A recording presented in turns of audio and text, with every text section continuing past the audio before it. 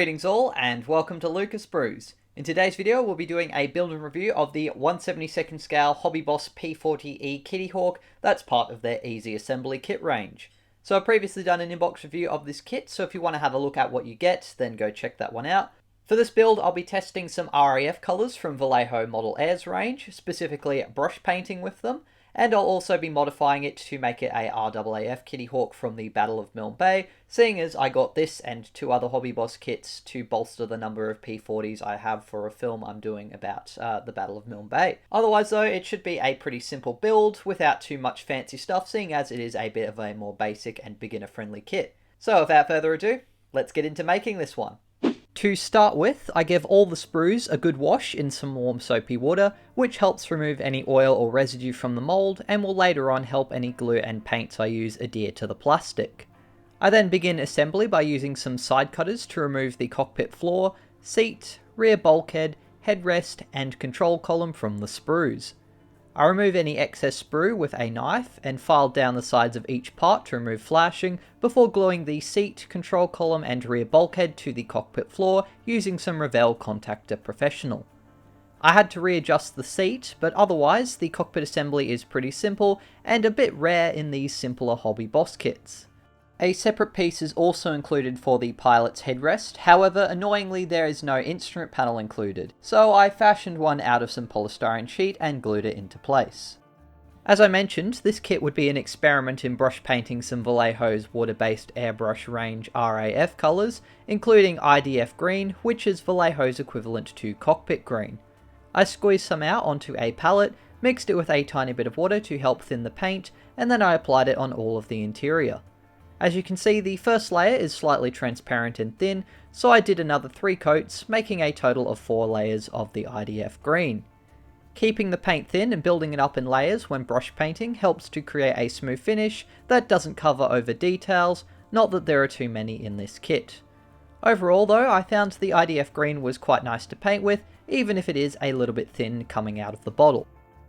Next, some Vallejo Model Color Flat Black was mixed with some water and then carefully painted onto the glare shield and the grip for the control column, while Vallejo Model Color Natural Steel was applied to the base of the control column and onto the seat. To add a few metal scratches, I also dabbed the excess paint from the brush and then dry brushed the metal color around on the rudder pedals. To add a tiny bit of detail, I dabbed some Vallejo Vermilion Red on the side walls, and I painted the cover of the base of the controls using Vallejo Model Color Flat Earth. I added a few dabs of black, red, steel and flat white onto the sidewalls to add some detail, and painted some flat earth onto the headrest and control base.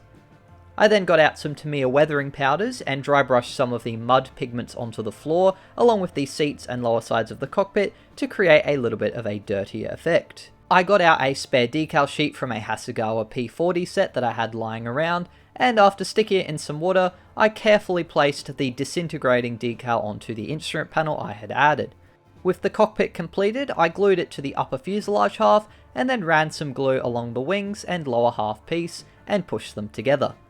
They lined up okay thanks to the guide pins on the insides, but there was a rather nasty gap between the fuselage upper and lower halves. Moving on to the exterior parts, I cut out and cleaned up the horizontal stabilizers and the propeller components, and then gave all of these parts a fair bit of sanding and used a knife to remove the seam lines and excess sprue. Once they were cleaned up, I glued the horizontal stabilizers in place, which have a keying system so that you can't put them in on the wrong side, as you can see in this video. The horizontal stabilizers fitted quite well, and once in place, I added the base of the propeller spinner, glued the prop carefully to it, making sure not to glue any onto the center shaft so that it could still rotate, and then I fitted the locking piece in place, and finally glued that, along with the spinner, to the base piece. There is a separate piece for the cow flaps, which I cut out, cleaned up, and then glued onto the underside, lining up its guide pins before moving on to assembling the landing gear. The tail wheel comes as a single piece, while the main wheels include a separate strut and wheel. The struts had some excess plastic which had to be cut off, and then the wheels had a rather nasty seam line which I had to sand down, but once that was done, I glued the tail wheel into place, followed by the main struts, and then the main wheel's tyres. Though not as fragile as the Airfix P-40 landing gear in 1/72nd scale, the struts are still a bit delicate and prone to bending if you're not careful. With the assembly of the aircraft largely completed, I got out some Vallejo water-based putty and used a cocktail stick to apply some into some of the rather nasty gaps around the fuselage halves. I wiped away most of the excess putty with a damp finger and then left the putty to dry for 12 hours. I then gave it a sand with some fine sandpaper to remove the excess seam line and putty. I then rescored any of the panel lines which I'd sanded over to help restore them, although admittedly the panel lines on this kit are very weak and I probably should have rescored all of them, but being a more basic and cheap kit I decided to move on to painting. As mentioned, this kit would be an experiment in using the RAAF colours from Vallejo's Model Air range, which I had not previously brush painted with. I've seen various interpretations of what colours the RAAF P-40s would have been painted during the Battle of Milne Bay, ranging from sky blue undersides to the Type Sky S from the RAF, and also a more lighter grey. I suspect there's a good chance there was a bit of variety depending on what aircraft were repainted with when they were repaired, or what was being used when they came out of the factory at that particular time, although I would be very interested to hear what other people's opinions are. For this build, I decided to go with the Australian War Memorial's Restoration of Poly and use the US equivalent to RAF's Medium Sea Grey, which I've used for most of my other P-40s. I start off painting with the lightest colour for the underside, which would be BS Medium Grey, and I think Vallejo probably should reconsider using BS as an abbreviation for the word British, especially with the second colour. But I mix the paint with a little bit of water and then apply it in a nose to tail or tail to nose direction to help reduce visible brush strokes. After about 15 minutes, the first coat is dried, so I move on to applying a second coat.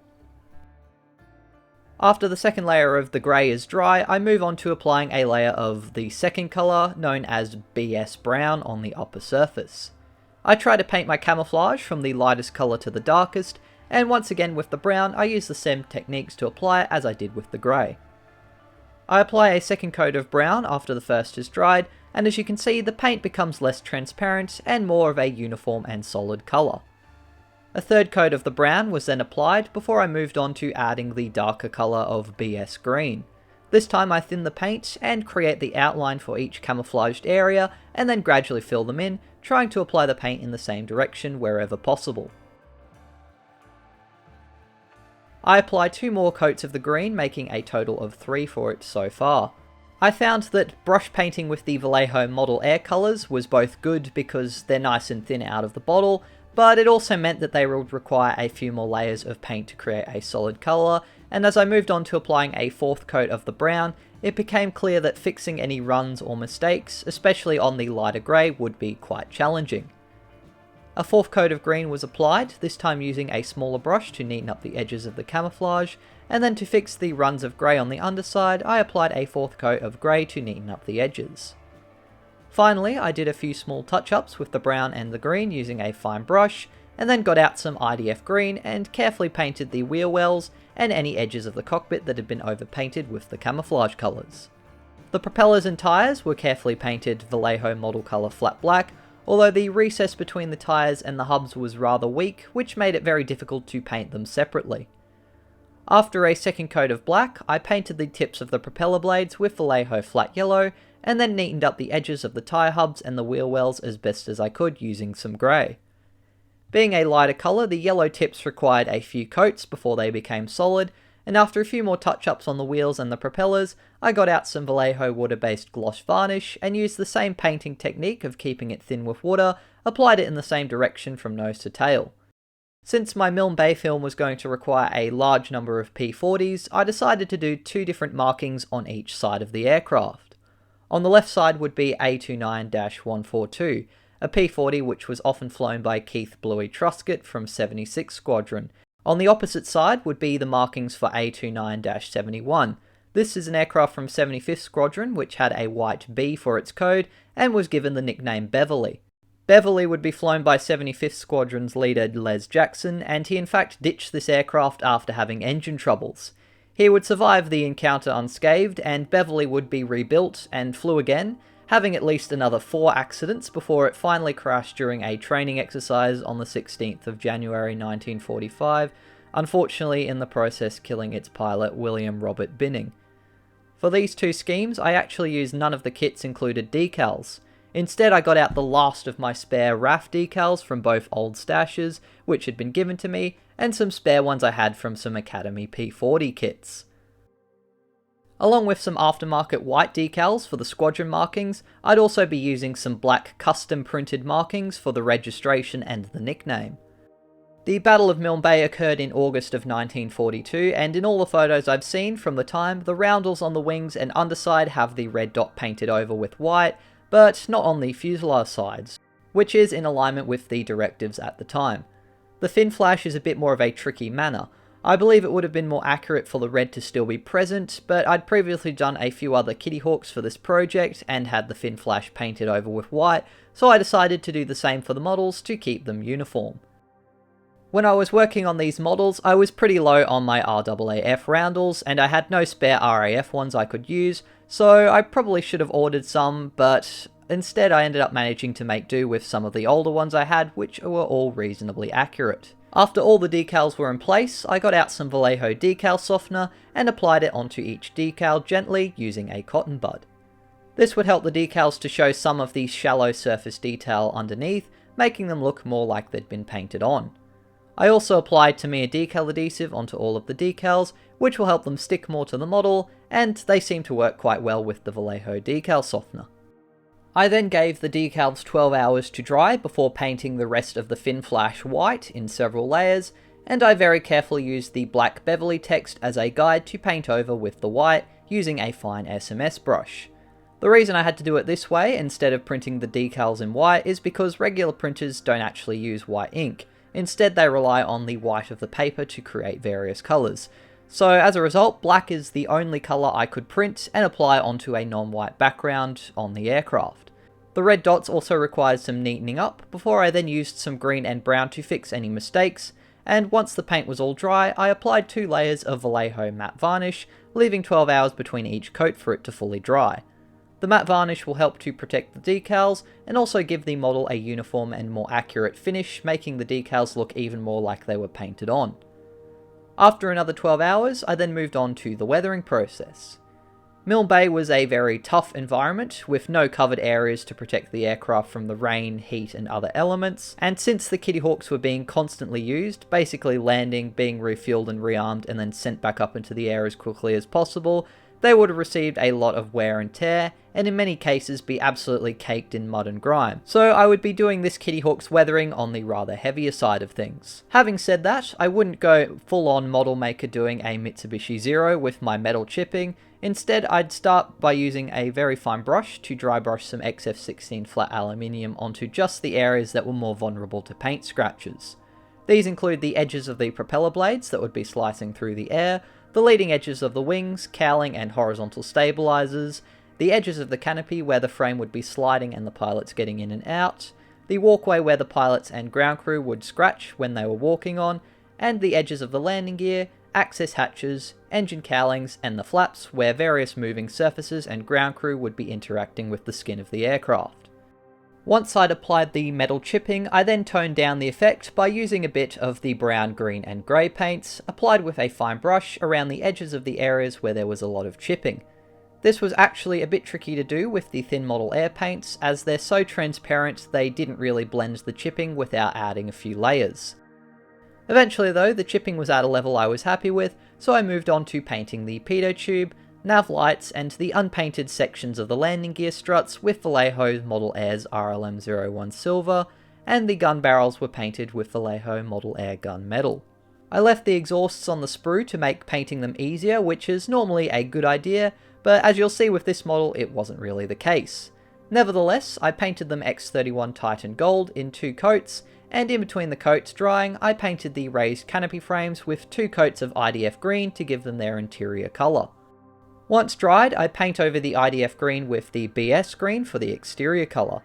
Once again, the thin nature of these paints meant that they required a larger number of coats to become solid. I then glued the exhausts into place, and although they fitted quite well, there is actually a large amount of the aircraft cowling skin that forms part of the exhaust piece, so I had to use a fine brush to paint 3 layers of the brown and green onto them until the gold was no longer showing through. Eventually the canopy was ready to be cleaned up, so I carefully scraped away the excess paint from the clear areas, which was a bit tricky as the raised areas on this kit are very thin and the detail is not very crisp. I found the canopy wouldn't really fit well either as a single piece, plus I wanted to be able to add or take away a pilot when filming, so I decided to cut off the 2 rear windows and sanded the front of them down, where I just cut them away to make them fit better. The sliding portion of the canopy was too large, so I had to trim away the excess from the bottom until it fitted to the fuselage, and after some dry test fitting and more sanding, I got a fit that I was happy with and set them aside to add on a little bit later. To add some grime, attempt to highlight the weak panel details, and to create a post-shading effect, I got out some Tamiya black panel accent and began to apply over the entire exterior of the aircraft. Ordinarily, I'd try to follow just the panel lines, but because they were so shallow and subtle, it was really hard to see them in a lot of areas, so instead I just applied it all over the aircraft. Since the acrylics and varnishes are all water-based while the enamel panel washes are, well, enamel, I could then use a cotton bud or a brush dipped in some enamel thinners to then rub away the excess panel liner and make the effect more subtle. The thinners also help the wash flow more into the recesses, but they were still very faint on the upper surface. Eventually, I had removed enough of the panel wash to create the effect I was after, and moved on to adding some of the Tamiya weathering powders to create some extra effects.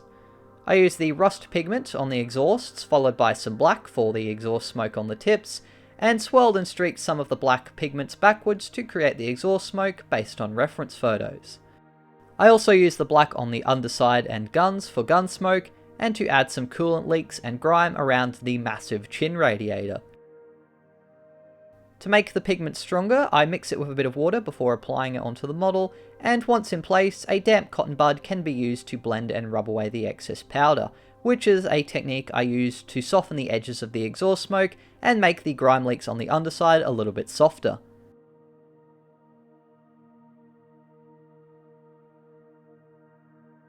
I add some white pigments to the middle section of the exhaust stains to add some more detail, and then to create some mud dried up on the underside of the aircraft, I mixed a large amount of water with the mud pigments and applied it very heavily onto the underside of the wings, around the wheel wells, on the tail wheel, around the walkway areas on the upper surface, and in a lot of blotches randomly on the underside of the wings.